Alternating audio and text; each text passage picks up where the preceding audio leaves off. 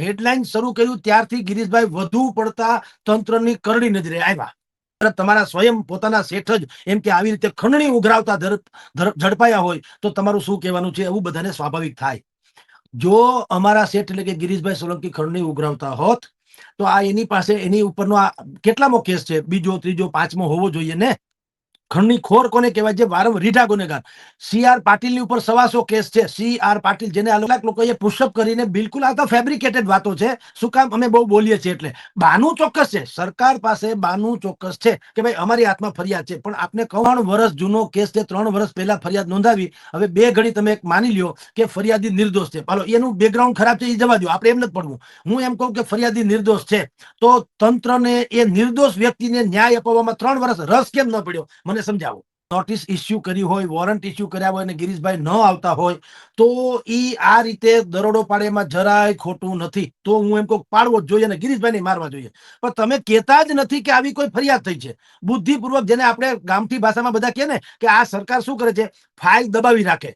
જ્યારે એની ઈચ્છા પડે ત્યારે ફાઇલ ખોલીને તમને હેરાન કરે. આ એની માસીનો દીકરો કે તમને તમારી સામે ફરિયાદ જો થઈ છે તો તમે પોલીસ સ્ટેશન વાળાને કે ગિરીશભાઈને કેમ કીધું નહીં ભાઈ આવી એક ફરિયાદ થઈ છે, તમારે શું કહેવાનું છે? નહીતર પછી અમારે ધરપકડથી માંડીને જે કાર્યવાહી કરવી કરવી પડશે. અને અદાલતે શું કીધું કે તમે એક તો 3-4 વસ્તુ અદાલતે કીધી છે. કોઈના ઘરે તમે આમ નોટિસ વગર, FRI ની નકલ વગર કે વોરંટ બતાવ્યા વગર કે તમારા ઓળખ કાર્ડ બતાવ્યા વગર જઈ શકો ખરા? અમને કેમ ખબર પડે તમે આ પોલીસમાં છો? લ્યો દાખલા તરીકે, તમે ગેંગ નથી એની શું ખાતરી? તો તમે બૈરાના કાંડા મરડી નાખ્યા, એના મોબાઈલ ચોટવી લીધા, એની પત્નીને ધક્કો માર્યો, એના સગીરભાઈના દીકરાને બેસાડી દીધો, ગાળાગાળી ભાષામાં વાત કરી અને ગિરીશભાઈની પાસેથી રાતોરાત તમે એને લઈ ગયા. તમે અપરાધી હોય, ગિરીશભાઈ આતંકવાદી હોય, નક્સલવાદી હોય તો શૂટ કરી દો. હું તો એમ કહું, ભલે અમારા માલિક છે, હું ક્યાં એને બચાવ કરું છું. પણ તમારી જે પદ્ધતિ છે એ પદ્ધતિ તમે બધે અખત્યાર કરતા હો તોય મને વાંધો નથી. બચુ ખાબડમાં આવી અપનાવી હતી. બચુ ખાબડના દીકરા 72 કરોડ રૂપિયાના કૌભાંડમાં ઝડપાણા. તમે એના સોફા બોફા ફેંદી નાખ્યા હતા, એના ઘરેથી રાત્રે ઉઠાવ્યા હતા. એમાં તો તમે ઓવારણા લઈ હતા. તમે તો કાખમાં લઈને ફેર્યા ઠેઠ સુધી. પ્રધાનમંત્રીનું રિસફલિંગ નથી ત્યાં સુધી બચુભાઈને તો ફેરવા કે નહીં કાખમાં લઈને? તો તમને ન્યા કેમ કાયદો નથી આવતો? ખ્યાતિ કાંડમાં ડોક્ટરોએ પૈસા ખાવા હાટું 11 જણાનું ક્લિનિકલી મર્ડર કર્યું. તમે કાંઈ આની આવી દરોડા ન પાડ્યા? તમે તો એ આવ્યા ત્યારે બિલકુલ અહીંયા ખુરશી પાથરીને બેસો સાહેબ બેસો. ડોક્ટરને કીધું હું કામ? પાછળ હતા એક રાવણ હથા જેવા રાજકારણીનો હાથ, એટલે એને કઈ 11 જણાના મર્ડર કર્યા તો પણ એને તમારે ખુરશી આપી બેસવાની. અને અમારા શેઠ ભલે એની સામે જે અપરાધ તમે સાબિત થાય તે, હું ક્યાં ના પાડું.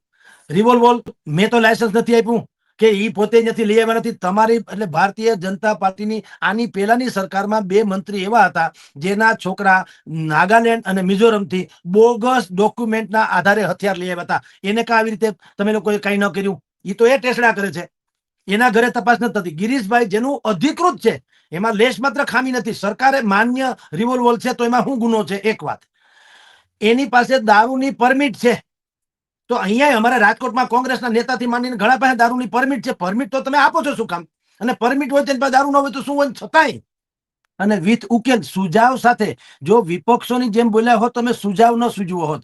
અત્યારે આજે જે મુખ્યમંત્રીએ 7,000 કરોડ રૂપિયાનું પેકેજ જાહેર કર્યું એ અમે છેલ્લા 1 મહિનાથી કહીએ છીએ. જ્યારથી માવઠું થયું ત્યારથી આજ સુધીનો અગાઉનું માવઠું અને તાજું માવઠું, અમે એમ કીધું કે તમે કેવડિયા કોલોનીમાં જે ત્યાં તાસીરો કર્યો છે સરકારી તામજામ વાળો, એના કરતા અમારે અહીંયા ખેતરે ખેતરે ખરખરા થઈ રહ્યા છે.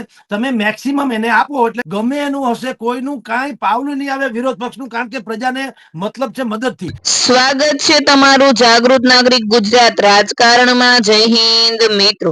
આજે આપણે વાત કરીશું એક એવા રાજકીય નિવેદનની જેમાં જગદીશ મહેતાએ મોદી સરકાર અને ભાજપના નેતૃત્વ પર ગંભીર સવાલો ઉઠાવ્યા છે. જગદીશ મહેતાનો આરોપ છે કે દેશમાં કાયદો બધા માટે સરખો હોવો જોઈએ, પરંતુ વાસ્તવમાં એવું જોવા મળતું નથી. તેમના જણાવ્યા મુજબ કેટલાક મોટા નેતાઓ સામેના કેસોમાં કાર્યવાહી થતી જ નથી, જ્યારે સામાન્ય લોકો સામે ઝડપથી કાર્યવાહી કરવામાં આવી રહી છે. તે સાથે જ જગદીશ મહેતાએ સી.આર. પાટીલનું નામ લેતા કહ્યું છે કે જો કોઈ પણ વ્યક્તિ સામે આરોપો અથવા તો કેસો હોય તો તેની સામે નિષ્પક્ષ અને પારદર્શક તપાસ થવી જોઈએ. તેમના કહેવા મુજબ સરકાર કોઈ પણ વ્યક્તિને રાજકીય પ્રભાવને આધારે બચાવે નહીં અને કાયદો સૌ માટે સમાન રીતે લાગુ પડે એવી રીતે કામગીરી કરે તો શ્રેષ્ઠ રહેશે.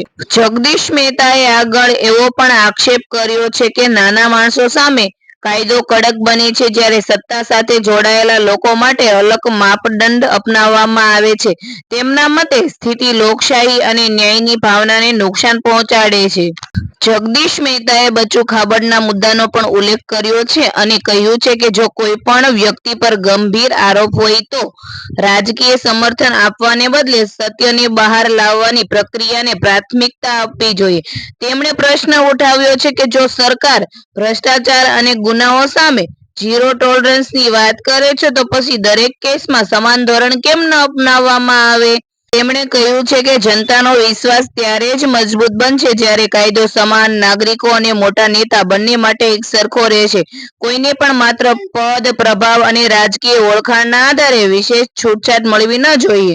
જગદીશ મહેતાએ સરકારને પડકાર આપતા કહ્યું છે કે જો સરકાર પોતાની કામગીરીમાં પારદર્શિતા અને નિષ્પક્ષતા દર્શાવવા માંગતી હોય તો દરેક આરોપ અને કેસની કાયદેસર પ્રક્રિયા મુજબ તપાસ થવી જોઈએ અને તપાસના પરિણામો જ જનતા સમક્ષ સ્પષ્ટ રીતે રજૂ કરવા જોઈએ. આ સમગ્ર મુદ્દે તમારો શું અભિપ્રાય છે? શું કાયદો દરેક માટે સમાન રીતે લાગુ થવો જોઈએ? તમારા વિચારો કોમેન્ટમાં જરૂરથી જણાવજો. આવી જ રાજકીય અપડેટ્સ માટે અમારી ચેનલ જાગૃત નાગરિક ગુજરાત રાજકારણને ફોલો કરવાનું ભૂલતા નહીં. જય હિન્દ મિત્રો.